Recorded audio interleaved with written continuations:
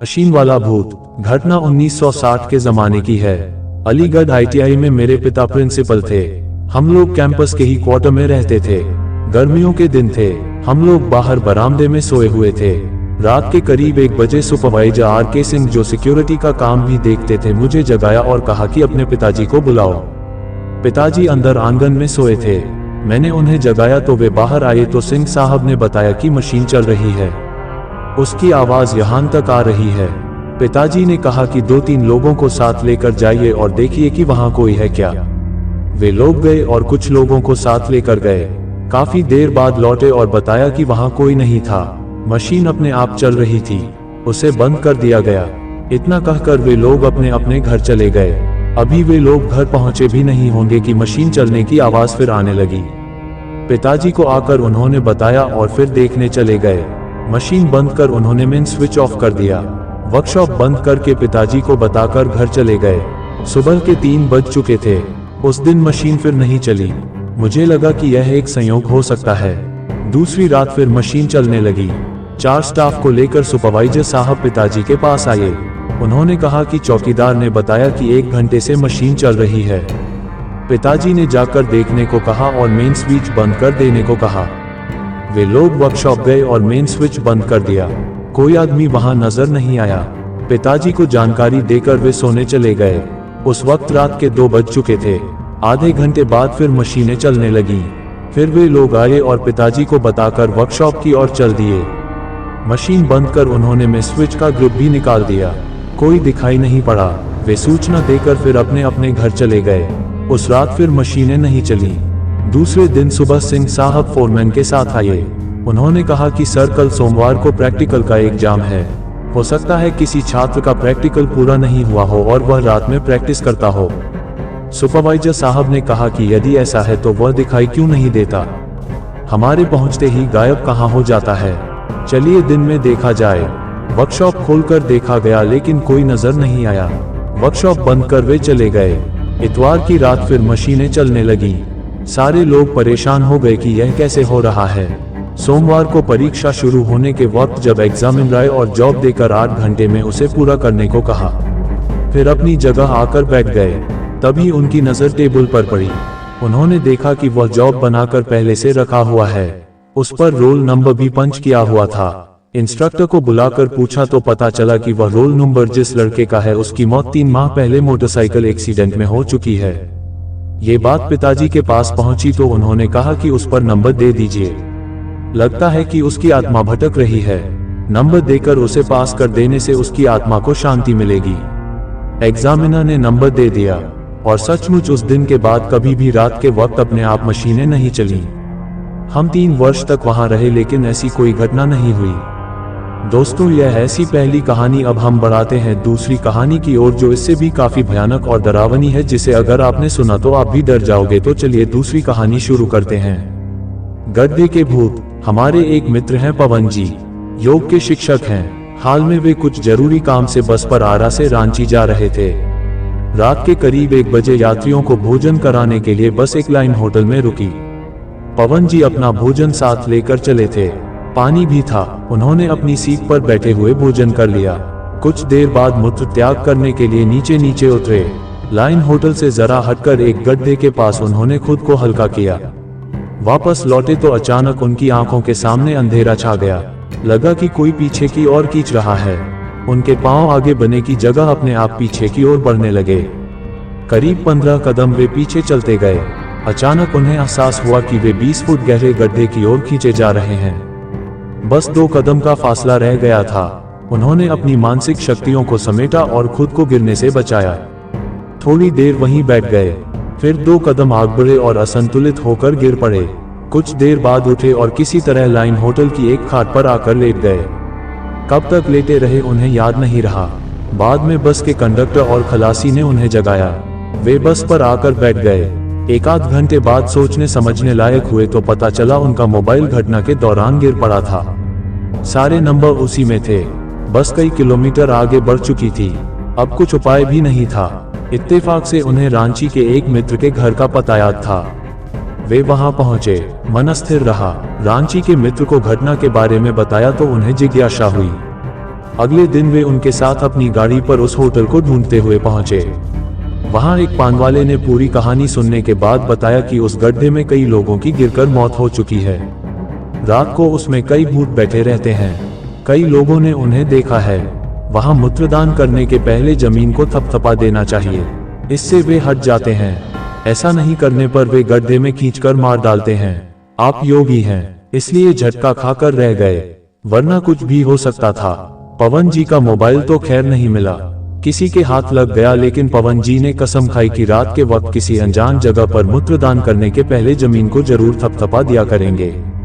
जब दादा मुनि के साथ प्रेतनी ने विस्की पी, यह अपने जमाने के चर्चित फिल्म अभिनेता दादा मुनि यानी अशोक कुमार का भी भूत प्रेत से पाला पड़ा था। उन्होंने उस जमाने की एक पत्रिका में कुछ आपबीती घटनाओं के बारे में लिखा था। उनमें से एक घटना यूं हुई कि एक बार शूटिंग के बाद वे देर रात अपनी कार से घर लौट रहे थे। जोरों की बारिश हो रही थी, रह रहकर बिजली भी कड़क रही थी। गाड़ी चलने में उन्हें परेशानी हो रही थी। उन्होंने सोचा कि क्यों नहीं रास्ते में अपने दोस्त के गेस्ट हाउस में रुक जाएं और बारिश रुकने के बाद आगे बढ़ें। उन्होंने कार को गेस्ट हाउस की तरफ मोड़ लिया। गाड़ी पार्क कर वे अंदर एक कमरे में चले गए। उन्होंने केयरटेकर से कहकर खिड़की के पास टेबल कुर्सी लगवा ली, एक जग पानी और ग्लास रखवा लिया। विस्की की एक बोतल निकली और पैक बनाकर शिप करने लगे। तेज बारिश के बीच किसी ने दरवाजा खटखटाया। दरवाजा खोला तो उन्हें वहां एक खूबसूरत सी लड़की पानी से भीगी हुई खड़ी मिली। उसने बताया कि वह लिफ्ट लेकर एक ट्रक पर मुंबई जा रही थी। बारिश के कारण ट्रक वाला आगे नहीं जा रहा है, बारिश बंद होने के बाद जाएगा। मैंने खिड़की के पास आपको बैठे देखा तो चली आए। बारिश रुकने तक आप शरण दे तो कोई बात नहीं, अंदर आ जाओ। दादा मुनि ने उसे अंदर आने दिया, फिर अपनी जगह बैठकर विस्की पीने लगे। लड़की भी एक कुर्सी खींचकर उनके पास ही बैठ गई।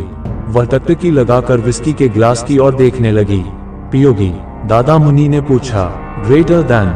उसने सहमति से सर हिला दिया तो दादा मुनि ने एक नया पैक बनाकर उसे दे दिया। बारिश रुकने पर वह इजाजत लेकर बाहर चली गई। दादा मुनि ने उसे ट्रक की तरफ जाते हुए देखा। ट्रक के पास पहुंचने पर ट्रक ड्राइवर से उसे कुछ बातें करते हुए देखा। फिर उन्होंने देखा कि ट्रक वाले ने अचानक चाकू निकाला और लड़की के सीने में घोंप दिया। लड़की सड़क पर गिरकर छटपटाने लगी और ट्रक वाला ट्रक लेकर भाग निकला। दादा मुनि दौड़ते हुए वहां गए तो देखा लड़की मर चुकी है। वे अपनी कार से तुरंत थाना पहुंचे और थानेदार को घटना की जानकारी दी। थानेदार ने कहा कि वह उनका बहुत बड़ा फैन है। दादा मुनि ने उसे घटनास्थल पर चलने को कहा। तभी एक सिपाही बोला कि वहां कोई कत्ल नहीं हुआ है। जिस जगह की बात हो रही है वहां कई लोगों ने इस घटना की रिपोर्ट की है, लेकिन वहां कुछ नहीं मिलता, ये सब प्रेतलीला है। दादा मुनि के आग्रह करने पर सिपाही और दारोगा उनके साथ गए, लेकिन दादा मुनि ये देखकर दांग रह गए कि वहां न कोई लाश थी न खून के निशान। उन्हें मान लेना पड़ा कि सिपाही सच कह रहा था। सिपाही ने कहा कि बहुत साल पहले इस जगह पर सही में एक लड़की का कत्ल किसी ट्रक वाले ने किया था। उसकी आत्मा आज भी भटकती है और इसी तरह बरसात के मौसम में वह दिखाई पड़ती है।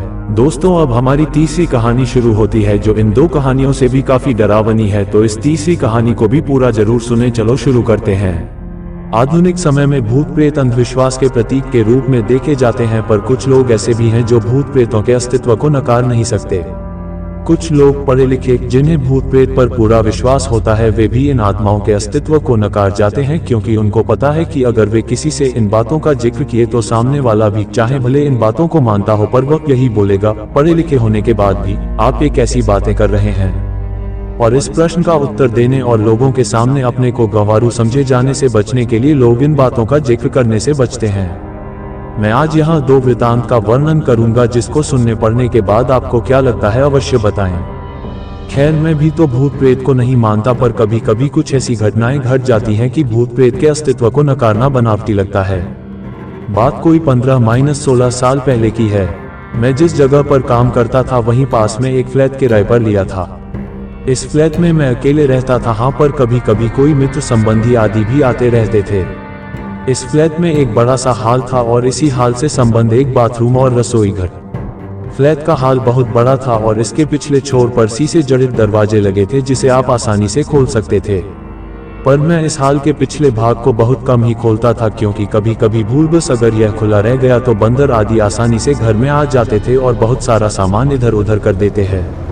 आप सोच रहे होंगे कि बंदर आदि कहां से आते होंगे, तो मैं आप लोगों को बताना भूल गया कि यह हमारी बिल्डिंग एकदम से एक सुनसान किनारे पर थी और इसके अगल बगल में बहुत सारे पेड़ पौधे, जंगली झाड़ियां आदि थीं।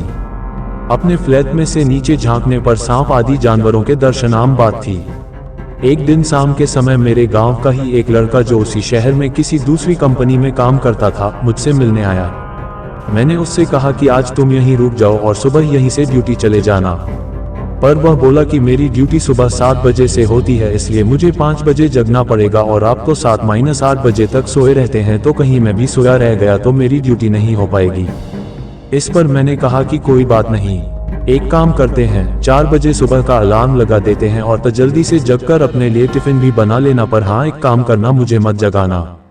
इसके बाद वह रहने को तैयार हो गया। रात को खा पी कर लगभग 11:30 तक हम लोग सो गए। हम दोनों हाल में ही सोए थे। मैं खाट पर सोया था और एक छोटे से परिवार के लिए यह फ्लैट बहुत ही अच्छा था और सबसे खास बात इस फ्लैट की यह थी कि यह लड़का लगभग मेरे से 2 मीटर की दूरी पर चटाई बिछाकर नीचे ही सोया था। एक बात और, रात को सोते समय भी मैं हाल में 0 वॉट का बल्ब जलाकर रखता था। अचानक लगभग रात के 2 बजे मेरी नींद खुली। यहाँ मैं आप लोगों को बता दूं कि वास्तव में मेरी नींद खुल गई थी, पर मैं लेटे लेटे ही मेरी नज़र किचन के दरवाजे की ओर चली गई। मैं क्या देखता हूँ कि एक व्यक्ति किचन का दरवाजा खोलकर अंदर गया और मैं कुछ बोलूं उससे पहले ही फिर से किचन का दरवाजा धीरे धीरे बंद हो गया। मुझे इसमें कोई हैरानी नहीं हुई, क्योंकि मुझे पता था कि गाँव वाला लड़का ड्यूटी के लिए लेट न हो, इस चक्कर में जल्दी जग गया होगा। बिना गाँव वाले बच्चे की ओर देखे ही ये सब बातें मेरे दिमाग में उठ रही थी। पर अरे ये क्या, फिर से अचानक किचन का दरवाजा खुला और उसमें से एक आदमी निकलकर बाथरूम में घुसा और फिर से बाथरूम का दरवाजा बंद हो गया। अब तो मुझे थोड़ा गुस्सा भी आया, और चूंकि वह गांव का लड़का रिश्ते में मेरा लड़का लगता है, इसलिए मैंने घड़ी देखी और उसके बिस्तर की ओर देखकर गाली देते हुए बोला कि बेटे अभी तो 3 भी नहीं बजा है और तक जग कर खटपट शुरू कर दिया। अरे ये क्या इतना, कहते ही अचानक मेरे दिमाग में यह बात आई कि मैं इसे क्यों बोल रहा हूँ, ये तो सोया है। अब तो मैं फटाक से खाट से उठा और दौड़कर उस बच्चे को जगाया। वहां मलते हुए उठा, पर मैं उसको कुछ बताए बिना सिर्फ इतना ही पूछा कि क्या तू 2.3 मिनट पूरी तरह से खुला था। मैं आपको बता दूं कि इस 2.3 मिनट पहले जगा था, तो वह बोला नहीं तो, और वह फिर से सो गया। अब मेरे समझ में कुछ भी नहीं आ रहा था। मैंने हाल में लगे ट्यूब को भी जला दिया था। पूरे हाल में पूरा प्रकाश था और मेरी नजरें अब कभी बाथरूम के दरवाजे पर तो कभी किचन के दरवाजे पर थी, पर किचन और बाथरूम के दरवाजे अब पूरी तरह से बंद थे। अब मैं हिम्मत करके उठा और धीरे से जाकर बाथरूम का दरवाजा खोला। बाथरूम छोटा था और उसमें कोई नहीं दिखा। इसके बाद मैं किचन का दरवाजा खोला और उसमें भी लगे बल्ब को जला दिया, पर वहां भी कोई नहीं था। अब मैं क्या करूं? नींद भी एकदम से उड़ चुकी थी। इस घटना का जिक्र मैंने किसी से नहीं किया। मुझे लगा यह मेरा वहम था, और अगर किसी को बताऊंगा तो कोई मेरे रूम में भी शायद आने में डरने लगे। इस घटना को बीते लगभग 1 महीने हो गए थे और रात को फिर कभी मुझे ऐसा अनुभव नहीं हुआ। एक दिन मेरे गांव के 2 लोग हमारे पास आए। उनमें से एक को विदेश जाना था और दूसरा उनको छोड़ने आया था। वे लोग रात को मेरे यहाँ ही रुके थे और उस रात में अपने एक रिश्तेदार से मिलने चला गया था और रात को वापस नहीं आया। सुबह सुबह जब मैं अपने रूम पर पहुंचा तो वे दोनों लोग तैयार होकर बैठे थे और मेरा ही इंतजार कर रहे थे। ऐसा लग रहा था कि वे बहुत ही डरे हुए और उदास हों। मेरे आते ही वे लोग बोल पड़े कि अब हम लोग जा रहे हैं। मैंने उन लोगों से पूछा कि फ्लाइट तो कल है, तो आज की रात आप लोग कहाँ ठहरेंगे? उनमें से एक ने बोला रोड पर सो लेंगे, पर इस कमरे में नहीं। अरे अब अचानक मुझे 1 महीना पहले घटित घटना याद आ गई। मैंने सोचा तो क्या इन लोगों ने भी इस फ्लैट में किसी अजनबी आत्मा को देखा? मैंने उन लोगों से पूछा कि आखिर बात क्या हुई, तो उनमें से एक ने कहा कि रात को कोई व्यक्ति आकर मुझे जगाया और बोला कि कंपनी में चलते हैं। मेरा पर्स वहीं छूट गया है। फिर मैं थोड़ा डर गया और इसको भी जगा दिया। इसने भी उस व्यक्ति को देखा। वह देखने में एकदम सीधा साधा लग रहा था और शालीन भी। हम लोग एकदम डर गए थे, क्योंकि हमें वह व्यक्ति इसके बाद किचन में जाता हुआ दिखाई दिया था और उसके बाद फिर कभी किचन से बाहर नहीं निकला, और हम लोगों का डर के मारे बुरा हाल था। हम लोग रात भर बैठकर हनुमान का नाम जपते रहे और उस किचन के दरवाजे की ओर टकटकी लगाकर देखते रहे, पर सुबह हो गई है और वह आदमी अभी तक किचन से बाहर नहीं निकला है। अब तो मैं भी थोड़ा डर गया और उन दोनों को साथ लेकर तेजी से किचन का दरवाजा खोला, पर किचन में तो कोई नहीं था। हाँ, पर किचन में गौर से छानबीन करने के बाद हमने पाया कि कुछ तो गड़बड़ है। जी हाँ, दरअसल फ्रिज खोलने के बाद हमने देखा कि फ्रिज में लगभग जो 1 किलो टमाटर रखे हुए थे वे गायब थे और टमाटर के कुछ बीज, रस आदि वहीं नीचे गिरे हुए थे और इसके साथ ही किचन में एक अजीब गंध फैली हुई थी। खैर पता नहीं ये हम लोगों को वहम था या वास्तव में कोई आत्मा हमारे रूम में आई थी। मैंने इससे छुटकारा पाने के लिए उस फ्लैट को ही चेंज कर दिया और दूसरे बिल्डिंग में आकर रहने लगा।